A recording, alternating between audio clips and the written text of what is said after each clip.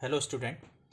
आज अपन कक्षा 12वीं में आयु से संबंधित 3.3 प्रश्नावली को हल करने जा रहे हैं। इसमें दो प्रकार के सवाल हैं। एक तो है परिवर्त आयु से संबंधित और एक है सममित और विषम सममित आयु से संबंधित। तो परिवर्त आयु किसे कहते हैं उसको समझ लें अपन पहले। बहुत सिंपल सा है। परिवर्त आयु का इसका मतलब होता है ट्रांसपोज मैट्रिक्स। कि ट्रांसपोज मैट्रिक्स किसे कहते हैं। तो ट्रांसपोज मैट्रिक्स की डेफिनेशन जो है वो है कि यदि ए आयु इजिकल टू ए आई जे है और यहाँ एम इंटू एन कोटि का कोई आयु है तो ए की पंक्तियों तथा स्तंभों को परस्पर विनिमय मैंने परिवर्तित करने से प्राप्त होने वाले आयु ए का परिवर्तित ट्रांसपोज कहलाता है। मतलब कहने का मतलब ये है कि आई जे है उसको जे आई बना दें। अगर ऐसे नहीं समझ में आता है अपन को तो एक एग्जांपल देके समझते हैं अपन। यदि ए कोई आयु है और उसके अंदर जो 3x3 का मैट्रिक्स है, ये 3x3 का मैट्रिक्स आपका। अब इसके अंदर अपन देखते हैं कि ये रो R1 R2 और R3 है। तो इसको क्या करना है कि जो ये R1 है ये C1 बन जाए। मतलब R1 को क्या बनाना है, C1 को। तो ये 1 2 3 ये क्या बन गया अपने पास, 1 2 3 C1 बन गया यहाँ पर आपके पास। और ये 4 5 6 है ये C2 बन गया। मतलब R2 को क्या बना दिया, C2। और R3 को क्या बना दिया, R3 को बना दिया C3। मतलब रो को कॉलम में और कॉलम को रो में चेंज कर दें। मतलब R1 था वो क्या बन गया C1, R2 था वो क्या बन गया C2 और R3 था वो बन गया C3। इस तरह से अगर इसको ट्रांसपोज कर दें, रो को कॉलम में अगर परिवर्तित कर दें या कॉलम को रो में परिवर्तित करने पर जो आयु प्राप्त होता है उसको बोलते हैं परिवर्त मैट्रिक्स या ट्रांसपोज मैट्रिक्स। ए डैश से इसको ए डैश से प्रदर्शित कर सकते हैं। ऐसा भी लिख सकते हैं ए की पावर टी। मतलब घात ऊपर टी लगा देंगे तो ट्रांसपोज मैट्रिक्स हो जाएगा। तो ये डैश लगा या ए के ऊपर टी लिखने से उस आयु को ट्रांसपोज को प्रदर्शित करते हैं अपन। तो सिंपल सा है कि ट्रांसपोज होने की आपके समझ में आ गई कि रो को कॉलम में परिवर्तित करने पर ट्रांसपोज मैट्रिक्स प्राप्त होता है। अब प्रश्नावली 3.3 जो सवाल है उसमें पहले ट्रांसपोज से संबंधित जो सवाल है उसको अपन देखें। तो उसको देखें तो पहला सवाल जो है उसने दे रखा है कि 5 1/2 और -1। अब इसका परिवर्त मैट्रिक्स अगर कैलकुलेट करना है तो ये R1 है, ये पूरा आपका क्या, सॉरी ये C1 है। अब C1 को क्या बनाना है आपको, R1। मतलब चेंज कर दो, ये C1 क्या बन जाए, C1 जो है वो क्या बन गया R1। कॉलम को कहाँ में परिवर्तित करते हैं, रो में। तो ये 5 1/2 -1 था, उसको 5 1/2 -1 रो में परिवर्तित कर दिया। तो ये बन गया अपने पास, इसका परिवर्तन मैट्रिक्स प्राप्त हो गया। दूसरा सवाल है ए इक्वल टू ए कोई मैट्रिक्स है 1 -1 2 और 3। बहुत सिंपल है। अब इसका ट्रांसपोज करना है तो 1 और -1 ये R1 है उसको क्या बना दो C1। और 2 और 3 जो R2 है उसको क्या बना दो C2। तो रो को कॉलम में चेंज कर दो। सिंपल सा, R1 है वो C1 हो गया और R2 है वो C2 बन गया। वो ट्रांसपोज हो गया, परिवर्त मैट्रिक्स प्राप्त हो गया। एक डैश बोलते हैं इसको। एक और सवाल देखें दूसरा। यदि ए इक्वल टू ये दे रखा है और B equal to matrix, A equal to matrix दे रखा है और बी इक्वल टू मैट्रिक्स दे रखा है, तो आपको कैलकुलेट करना है ए प्लस बी का होल डैश बराबर होता है A dash plus B dash. ये आपको याद होना चाहिए कि जो ट्रांसपोज है, जो परिवर्त मैट्रिक्स है, उसकी गुणधर्म भी है कि ए प्लस बी का होल डैश बराबर होता है A dash plus B dash के। तो सवाल भी सिद्ध हो जाएंगे और आपको प्रॉपर्टीज भी इसकी समझ में आएगी। अब ए प्लस बी का होल डैश बराबर ए डैश प्लस बी डैश आपको प्रूव करना। सवाल में क्या है कि ए प्लस बी करो, दो मैट्रिक्स हैं ए और बी, उन दोनों को प्लस करके जो मैट्रिक्स बनेगा उसको क्या करना, परिवर्त करना। ये बराबर होगा ए का परिवर्त मैट्रिक्स प्लस बी का परिवर्त मैट्रिक्स, दोनों को अगर जोड़ देंगे तो ये दोनों आपस में क्या होगा, बराबर होगा। इसलिए सवाल को समझना बहुत जरूरी है। पहले क्या करना है आपको, ए प्लस बी जोड़ें, ए और बी को जोड़कर ट्रांसपोज करें। देखते हैं अपन सवाल। पहले ए प्लस बी, LHS को प्राप्त करने के लिए पहले ए प्लस बी करें। तो ये दो मैट्रिक्स आपके पास, इन दोनों मैट्रिक्स को क्या करना है आपको जोड़ना। जोड़ने के लिए आपको पहले बताया था कि -1 में जोड़ना है -4 तो माइनस के 5, 2 में जोड़ना है 1 3 और 3 में जोड़ना है -5 तो माइनस के 2। सिंपल सा जोड़ने की सिंपल सी, जो जिसकी जगह है उसके साथ जोड़ दो। 5 के साथ 1 जुड़ेगा तो 6, 7 के साथ 2 जुड़ेगा तो 9 और 9 के साथ 0 जुड़ेगा तो 9। -2 के साथ 1 जुड़ेगा, -2 के साथ +1 मतलब -1 और 1 के साथ 3 जुड़ेगा तो 4 और 1 के साथ 1 जुड़ेगा तो 2। तो ए प्लस बी आपके पास मिल गया ये। अब इसका क्या करना है, सवाल के हिसाब से जो ए प्लस बी मैट्रिक्स मिला है इसको आपको परिवर्त करना है। तो जो जो R1 है उसको क्या बना दो C1, तो -5 3 और -2 था वो C1 बन गया। ये R2 था, ये C2 हो गया आपके पास, और ये R3 था, ये C3 हो गया आपके पास। तो ये परिवर्त मैट्रिक्स A प्लस बी का होल्डेज मिल गया, मतलब आपका LHS मिल गया। अब इसका RHS अगर आपको चाहिए तो आपको क्या करना पड़ेगा, RHS देखते हैं। RHS में A dash plus B dash, A dash plus B dash है तो पहले A डैश बनाएंगे, फिर B डैश बनाएंगे, और फिर उन दोनों को जोड़ेंगे। तो देखें A डैश, आपके पास A जो मैट्रिक्स था, A मैट्रिक्स था -1 2 और 3, ये एक A मैट्रिक्स है, -1 और 2 3 5 7 9 -2 1 और 1, तो इसका डैश बनाया। तो इसका डैश क्या बनेगा, ये R1 था उसको क्या बना दिया C1, जो R2 था उसको C2, और जो R3 था उसको C3।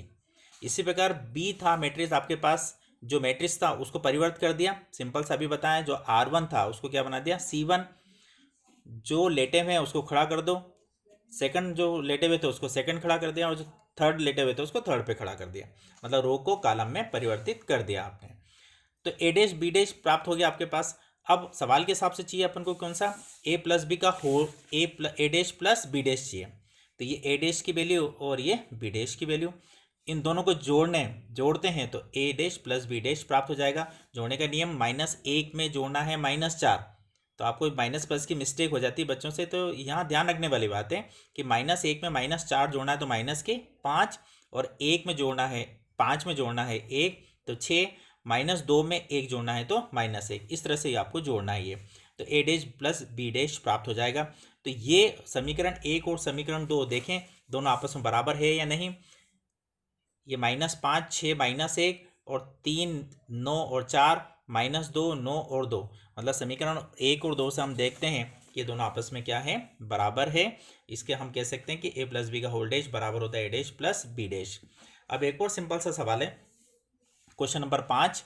ये भी प्रॉपर्टी है आपके पास, डैश की प्रॉपर्टी है कि ए बी का होल्डेज बराबर होता है B डैश A डैश। बहुत सी बार इसको ऑब्जेक्टिव में पूछ लेते हैं कि A B का होल्डेज बराबर होगा, तो बच्चे क्या करते हैं, A डैश B डैश कर देते हैं, जबकि ये इसके इक्वल टू नहीं होता है। क्या होता है, B डैश A डैश का मल्टीप्लाई के इक्वल टू होता है। तो यहाँ ध्यान रखने वाली बात है, तो अपन को इसको प्रूव करना है। तो सबसे पहले देखें, यहाँ ए बी को प्राप्त कर कर जो मैट्रिक्स बनेगा उसका डैश बनाना है। ए बी जो बनेगा मैट्रिक्स उसको डैश करना है। तो पहले ए बी मतलब ए का मल्टीप्लाई बी के साथ करना है। तो ए आयु दे रखा है, बी आयु दे रखा है, तो कोटि चेक करो पहले। तो ये 3 × 1 है, 1 2 3, 3 रो है और 1 कॉलम है। यहाँ पर 1 रो है और 3 कॉलम है, 1 2 और 3। इसका लास्ट और इसका फर्स्ट इक्वल है, मतलब इनका आपस में गुणा हो सकता है। और जो मैट्रिक्स बनेगा उसमें 3 रो होंगे और 3 कॉलम होंगे। अब गुणा करने के लिए सबसे पहले अपना याद रखना जरूरी कि R1 का मल्टीप्लाई किसके साथ, C1 के साथ। तो R1 में एक एलिमेंट है और C1 में भी एक एलिमेंट है, तो इनका ही आपस में गुणा होके हो जाएगा। तो 1 का गुणा -1 के साथ तो -1, फिर R1 का गुणा C2 के साथ, तो यहाँ का अवयव प्राप्त होगा। तो 1 का मल्टीप्लाई 2 के साथ तो 2, फिर R1 का मल्टीप्लाई C3 के साथ, तो 1 का मल्टीप्लाई 1 के साथ तो 1। मल्टीप्लाई सबसे इंपॉर्टेंट चीज़ है, और मैंने पहले भी समझाया था कि मल्टीप्लाई की जितनी अच्छी प्रैक्टिस होगी उतने ही सवाल आपके आयु के अच्छे होंगे। अब देखें, ये आपके पास R2 है, तो R2 का मल्टीप्लाई C1 के साथ तो माइनस माइनस प्लस, 4 एकम 4, फिर R2 का मल्टीप्लाई C2 के साथ 4 दूना 8 माइनस के 8, और फिर R2 का मल्टीप्लाई C3 के साथ तो -4 का 1 के साथ तो -4। सिमिलरली सेम ऐसे कैसे R3 का C1 के साथ दिस, R1 का C2 के साथ दिस, और R3 का C3 के साथ तो 3 आपके। तो ये जो मैट्रिक्स प्राप्त हुआ 3×3 का प्राप्त हो गया। अब जो ए बी मैट्रिक्स प्राप्त हुआ है, सवाल के हिसाब से जो मैट्रिक्स ए बी बना है उसका क्या करना है आपको, डैश करना। तो ए बी का जो आया है उसका ट्रांसपोज करना है, परिवर्त करना। तो R1 था उसको C1 बनाते हैं, -1 2 और -1 2 और 1 ये R1 के अवयव थे, वो C1 के अवयव बन गया आपके। तो ये ए बी का होल्डेज बन गया। अब आपको RHS लेने के लिए क्या चाहिए, B डैश और A डैश, मतलब B डैश पहले बनाएंगे, फिर A डैश बनाएंगे, और फिर इन दोनों का मल्टीप्लाई करेंगे, तो ये दोनों आपस में बराबर आएंगे। तो B डैश, ये रहा आपके पास B, और इसका डैश बनाना है, तो ये R1 था, इसको क्या बना देंगे C1। देखें आप, A डैश बनाया अपने पास, A डैश में यहाँ पर थे, ये कॉलम में था, तो A डैश करा तो क्या हो गया, ये R1 बन गया। जो C1 था वो क्या बन गया, R1, और B डैश जो R1 था वो क्या बन गया, C1। तो सबसे पहले हमने A डैश और B डैश को बनाया है। अब ए डैश बी डैश बन गया, तो सवाल के हिसाब से क्या चाहिए, बी डैश आगे और ए डैश पीछे। तो बी डैश आगे रखा और ए डैश पीछे। अब इनका मल्टीप्लाई चेक करने के लिए देखो, ये R1 R2 और R3 तीन रो हैं और एक कॉलम है। यहाँ पर एक रो और तीन कॉलम, और इसका लास्ट और इसका फर्स्ट इक्वल है, तो गुणा हो सकता है। और जो मैट्रिक्स बनेगा उसमें तीन रो होंगे और तीन कॉलम होंगे। तो गुणा करने के लिए सिंपल सा अभी बताया कि R1 का मल्टीप्लाई C1 के साथ माइनस के, R1 का मल्टीप्लाई C2 के साथ माइनस माइनस प्लस, फिर R1 का मल्टीप्लाई C3 के साथ तो माइनस के 3, R2 का मल्टीप्लाई C1 के साथ 2, R2 का मल्टीप्लाई माइनस 4 के साथ तो 8, फिर R2 का मल्टीप्लाई C3 के साथ तो 6, R3 का मल्टीप्लाई C1 के साथ तो 1, R3 का मल्टीप्लाई C2 के साथ तो माइनस के 4, और फिर 1 का गुणा 3 के साथ तो 3 एकम 3।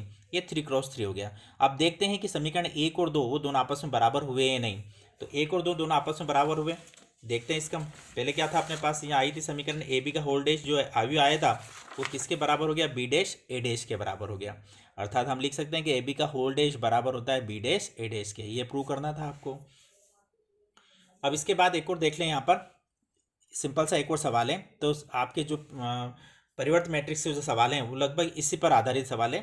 छठे का पहला सवाल है, यदि ए अवयव आपको दे रखा है cos alpha sine alpha minus sine alpha और कॉस अल्फा, तो आपको प्रूव करना है, क्या प्रूव करना है कि ए डैश का ए के साथ मल्टीप्लाई करते हैं तो आई। ये प्रॉपर्टी आपको याद होना चाहिए, ए का ए डैश के साथ गुणा करते हैं तो क्या बनता है, आई।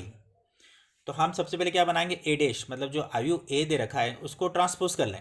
तो ये R1 था वो क्या बन गया C1, और ये R2 था वो क्या बन गया C2।